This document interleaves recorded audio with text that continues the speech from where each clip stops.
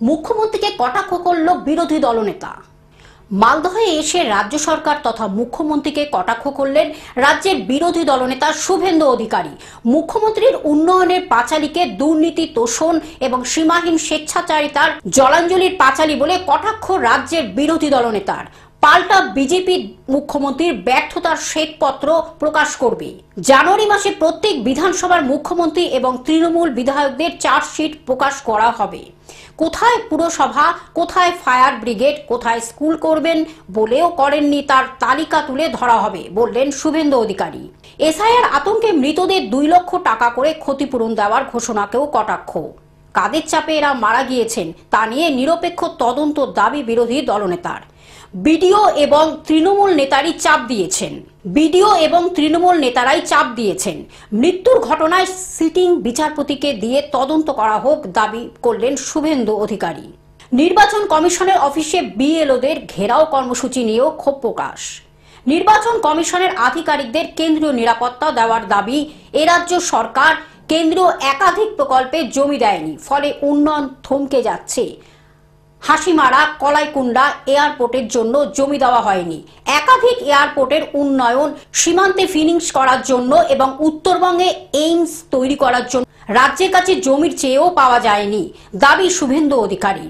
এ রাজ্য সরকারের আমলে 8,200 স্কুল বন্ধ হয়েছে, 8,868টি শিল্প বন্ধ হয়ে গিয়েছে। বেকারত্বের হার 40% কমার দাবি করেছেন রাজ্য সরকার, কিন্তু বাম জামানায় রাজ্যে বেকার ছিল 1 লক্ষ, বর্তমানে তা দাঁড়িয়েছে 2,15,000-এর দাবি শুভেন্দুর। 8 থেকে 9 বছর ধরে রাজ্যে এসএসসি চাকরির পরীক্ষা নিয়োগ হয়নি। 51টি কর্মবিনিয়োগ কেন্দ্র বন্ধ, যুবশ্রী প্রকল্প বেহাল, এমপ্লয়মেন্ট ব্যাংক বন্ধ। তৃণমূল জামানায় 16 লক্ষ কোটি টাকার মৌ স্বাক্ষর হয়েছে। এর কতটা কোথায় হয়েছে তার তালিকা প্রকাশের দাবি বিরোধী দলনেতার। গ্রামে গ্রামে মুখ্যমন্ত্রীর উন্নয়নের প্রচারকে কটাক্ষ করে শুভেন্দু এদিন বলেন, আইপ্যাকের চিত্রনাট্য হলো এই উন্নয়নের পাঁচালী। ওরা গ্রামের দিদির উন্নয়ন প্রচারের জন্য যাবেন, খাওয়ালে খেয়েও আসবেন। ওদের অনেক টাকা, বাস্তবের সঙ্গে এই উন্নয়ন প্রচারের কোনো মিল নেই বললেন শুভেন্দু অধিকারী। এইটার মধ্য দিয়ে প্রমাণ হয়েছে ওই 2208টা জায়গাতে গেলে অমরত্ব প্রাপ্তি হবে।